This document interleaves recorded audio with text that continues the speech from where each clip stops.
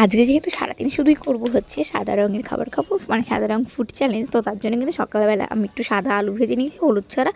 আর এখানে যেটা সাদাই খেতে হবে এটা পান্তা ভাত আর শুকনো লঙ্কা পোড়া আর কাঁচা লঙ্কা পোড়া, এখন সেটা দিয়ে মেখে সাদা আলু ভাজা দিয়ে এটাকে সকালবেলার ব্রেকফাস্ট কমপ্লিট করলাম।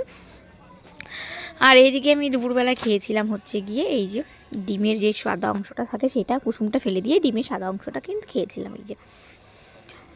তো এই সকালে ব্রেকফাস্ট করে দুপুরবেলা এটা খেয়ে আমি লাঞ্চটা কমপ্লিট করেছিলাম।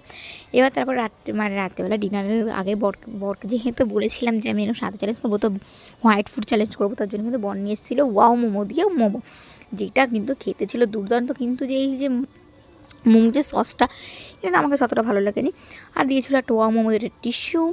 আর এই যে মোমোর ভিতরে না পুরো চিকেনের স্টাফিং ভরা ভরা ছিল, এত সুন্দর ছিল না খেতে।